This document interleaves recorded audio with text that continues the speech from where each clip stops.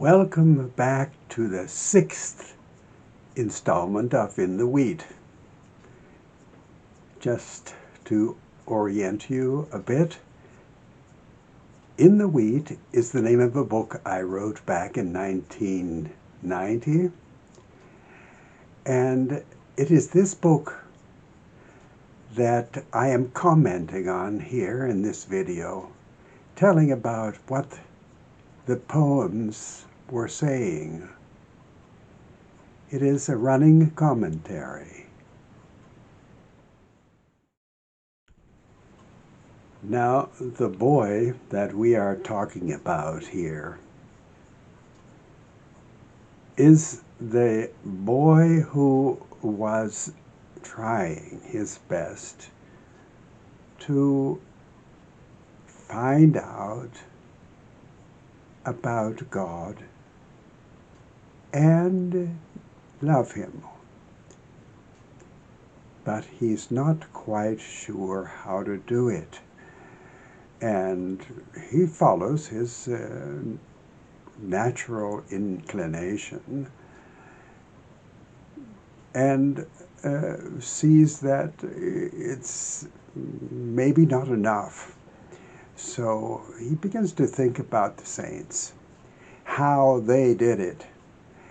And as we saw in the last installment, St. Francis had his way. This time we are talking about another person who was, at a much later date, a rather modern saint. She taught us to speak to you. Therese of Lisieux, whose words we wrote in black notebooks and used when you came close, and ours would falter, for hers brought order to our unwieldy ardor.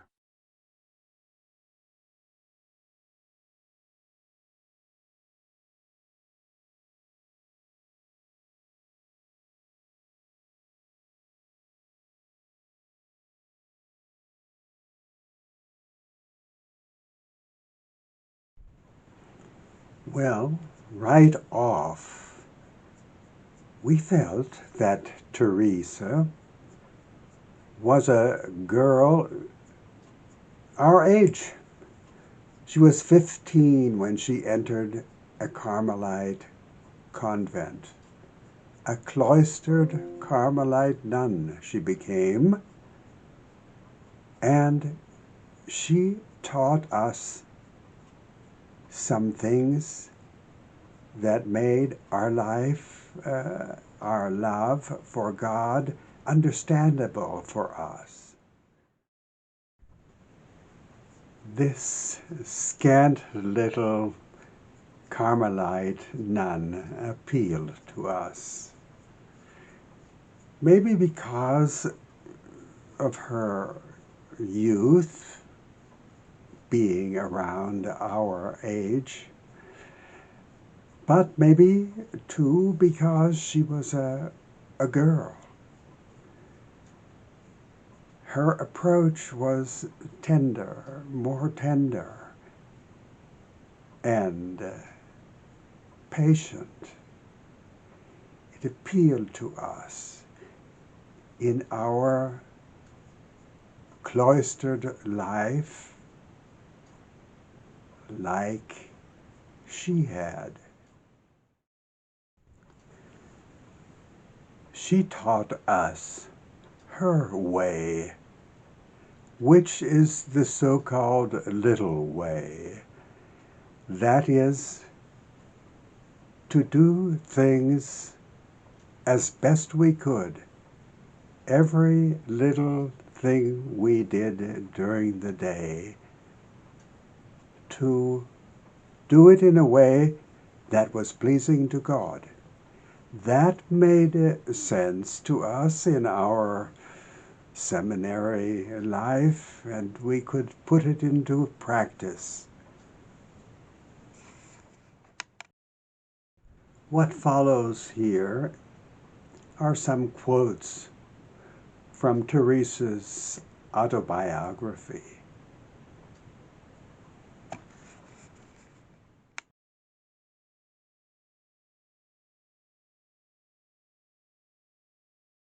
To reach heaven I need not become great, on the contrary, remain little. I must become even smaller than I am.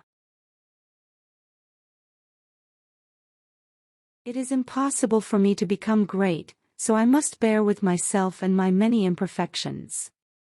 But I will seek out a means of reaching heaven by a little way, very short, very straight, and entirely new.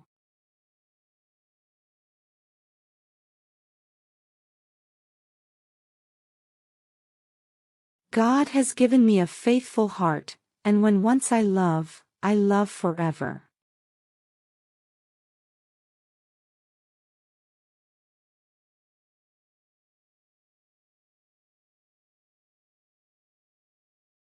Miss no single opportunity of making some small sacrifice, here by a smiling look, there by a kindly word, always doing the smallest thing right and doing it all for love. This petite little Carmelite nun meant a lot to us. We liked the way she spoke. We liked her ideas. We heard her tender words, not demanding, but patient and encouraging for us, knowing that she was in a cloister, as were we.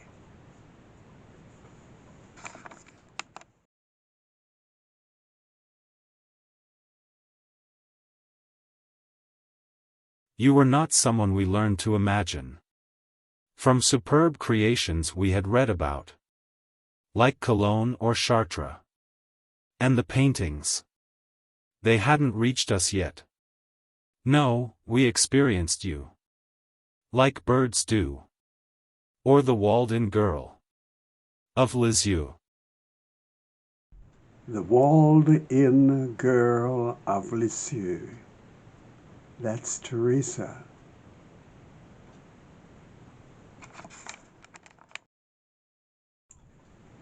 Maybe Teresa could help us to become more worthy of being priests by bringing us closer to God. And we appreciated her for giving us that sensation.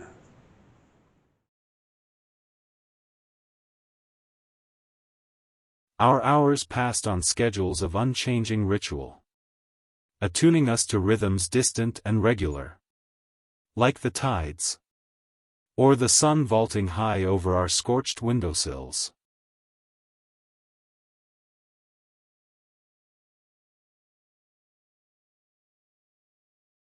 And all during those years, minutes were being measured diligently by the onlooking clock, in low swinging arcs, there on that wall, where all our corridors met.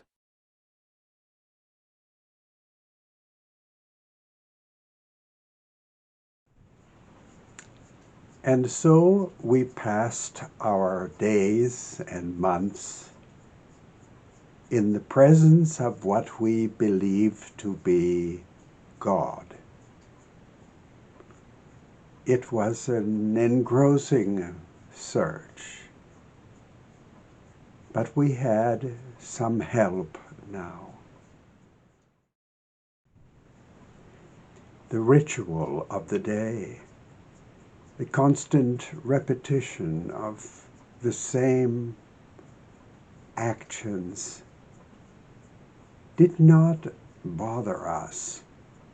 We felt at ease and at home on that solid footing it gave us.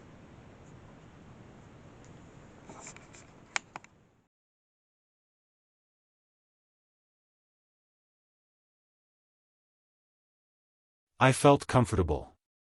Near pendulums of time. Wheezing in clocks. Counting strokes. From the steeple. Across the lake. And would lie there thinking. How tidy days. Could pass on wings. Through quiet rooms. Of scheduled order.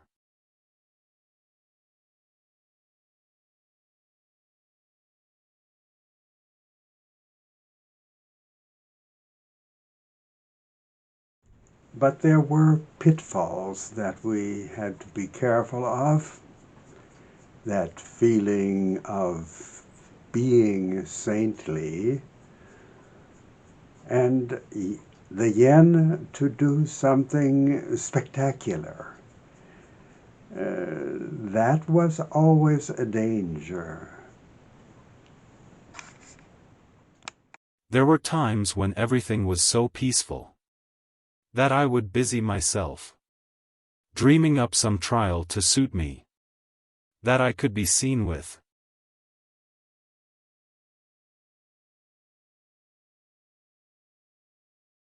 All these temptations to greatness or recognition or wanting to be loved were things that Teresa spoke to us about, telling us to remain small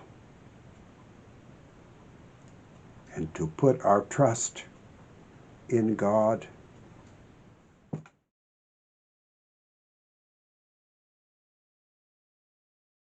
Do you remember how I thought? A proper goal for me would be to be a saint, to your greater glory.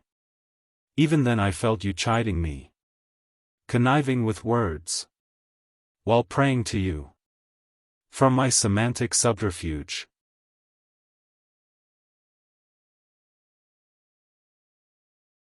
We never cringed before you.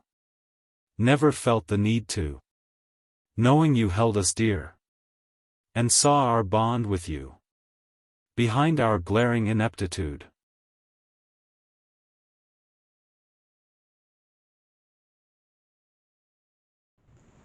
These were the feelings that we had for the God we wanted to know and be close to. And we let these feelings rise up and live in our hearts.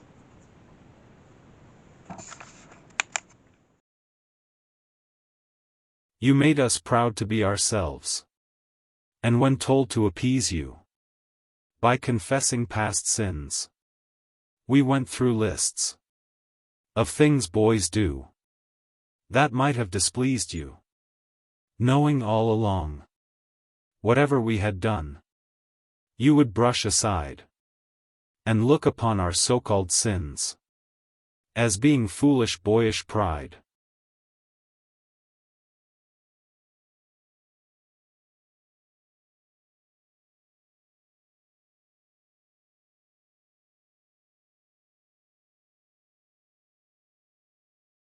You were never mean with us. Other rules governed than those of harshness. When we thought you might punish us, you never did. And tears welled up at feeling what gentleness was.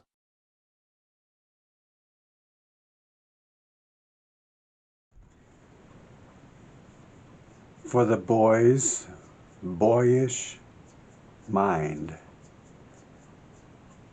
God was someone who knew us and had feelings for us. And we attempted to reach him through love. That was the only way, we thought.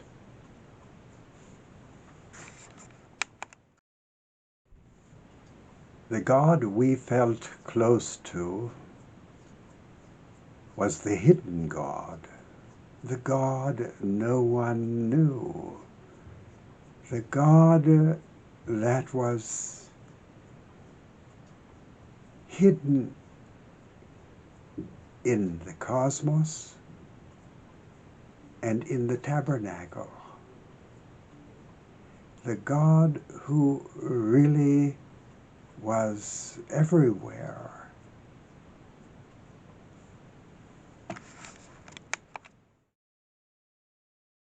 You remained plain for us, coarse and unprepared, even for the majesty of Haydn. For you knew. We would have been blinded had you thrust too much light on us at once.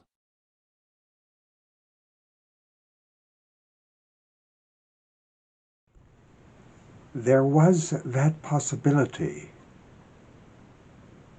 to come in contact with you, to be in contact with you, and we felt that. We saw that in the happenings of every day, in what was said to us, in how we reacted to things, in our feelings, in the life inside us. You were there.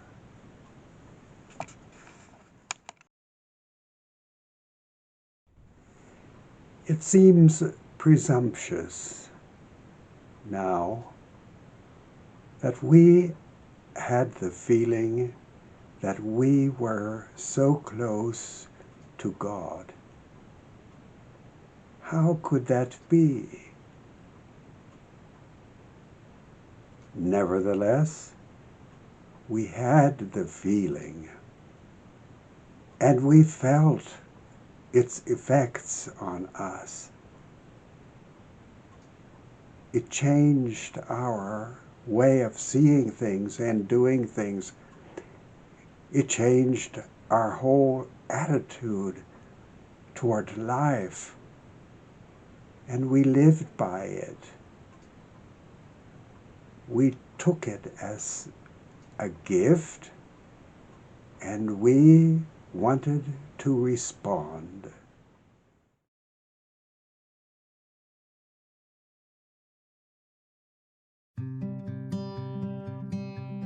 We loved you for no other reason than that we wanted to.